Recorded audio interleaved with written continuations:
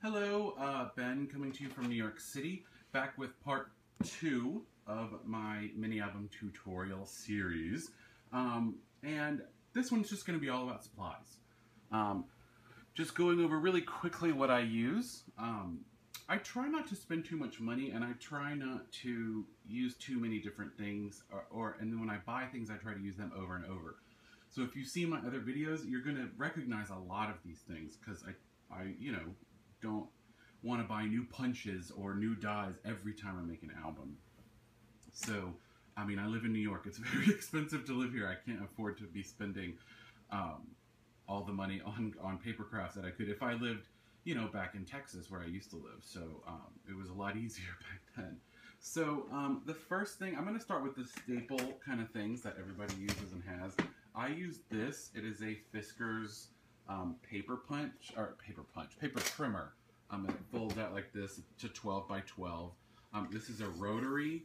I prefer the rotary to the other kind because I think it makes a cleaner edge on both sides. I find the other one makes a really rough edge on the underside, so this is better for two-sided. Plus this, just is really easy motion there. Also, this one, I don't know if you can see, but there's like a little LED light here. Compared to some of the other trimmers, you know exactly where the cut is going to be, which I like about this one. Plus, it folds up, which I appreciate. So that's my paper trimmer. You also need a ruler. I know that seems really basic, and a lot of times I just use the ruler on, like the measurements on my paper trimmer, but this will be really handy, especially when you're putting the cover together, to make sure, because it's kind of a centering ruler. So that's nice. This is just a Fiskars one, but there's a Tim Holtz one too that's really nice. So that is that. Hello, I realized I forgot two other things earlier when I was talking about supplies. And the first one is a scoreboard. Now, this is a really small, sort of card-sized scoreboard, and I just don't have room for a full-sized one. So it's a little annoying because sometimes I can't quite get all the way down, but again, like I said, a 12 by 12 one would be too big. So this is just the Martha Stewart mini sized. I believe this one, the good thing about this one too is it was only like $10. But yeah, you'll definitely need something to score, which we'll use quite a bit actually. So you'll need that. And then you'll also need some sort of die cutting or embossing machine. I use the Cuttlebug. It's a pretty common one. A lot of the Sizzix dies say that you have to have a Sizzix machine, but that's not true. They work just perfectly fine with the Cuttlebug. So I do want to go over really quickly though the kinds of plates that you will need.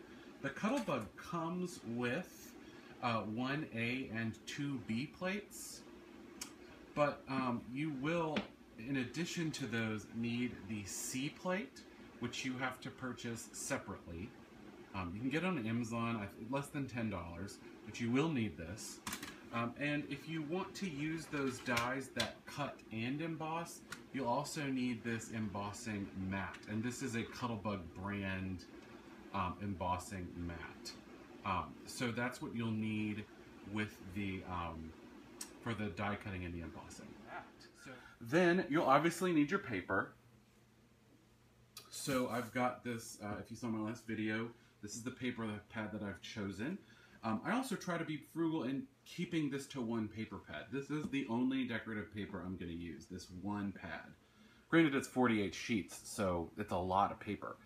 I see a lot of these videos with these amazing albums, but they use, almost $100 worth of paper and embellishments. So I like to be a little more frugal. I believe I got this at an AC Moore on sale for less than $10. So I know it might be a little older too, but I think it's really nice. I'm also going to use craft cardstock in this. So this is a pack. It's the value pack from Michaels, the Recollections brand. It's a 50 pack. It's 65-pound weight, which is enough. It's not super thick, but it's thick enough to do your mats. especially once you put a layer of decorative paper on top of a layer of this cardstock, it's usually pretty thick. This is usually between $2 and $4 depending on the time of year and the sale that you get. I think the list price though is $5 a pack, which is still not bad. I'll probably end up using one pack of this, maybe a little more usually in my albums. It just depends on how crazy I go and how big I make it. But if you want to be safe, buy 2 and you'll have plenty. So there's that. That's all of the paper I'll be using. Now, talking about adhesives, I use both wet and dry adhesives. However, recently I have been using far more wet adhesives. The two main ones being Aleene's Quick Dry Tacky Glue and this Art Glitter. Can you see that? It's called like Art Glitter Dries Clear. They're both really great. This Aleene's works really well and it's super cheap. This is sort of my go-to. This, though, is more expensive, but it is strong, so I'll tend to use this on places that need structural support, like pockets. It's really good. Both of them, though, are great. I mean, I think this thing of Aleene's is $2 or $3 for a huge bottle that lasts you forever. I used to use a lot of dry adhesive, like score tape, to hold my albums together, but when it gets really humid sometimes, it just falls apart, and this does not fall apart. And it's much cheaper than score tape. Much, much, much cheaper. So I've done 2 or 3 albums with this, and it's still probably half full.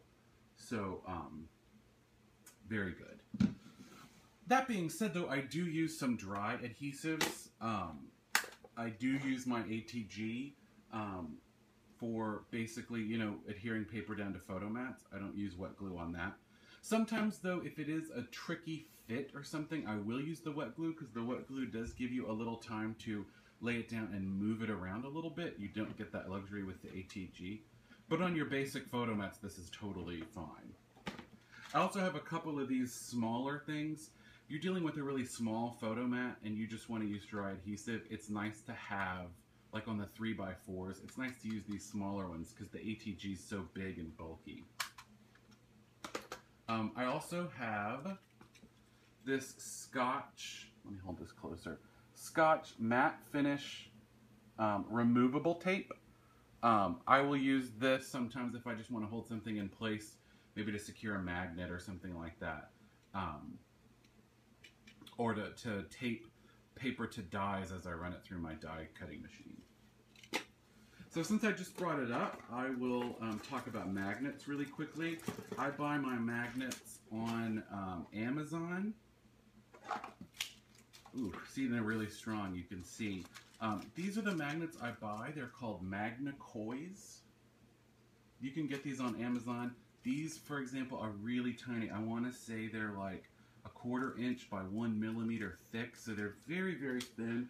They're very strong. I mean, you can see, God, it's like hard to pull these apart. And then I have these other ones too that are square,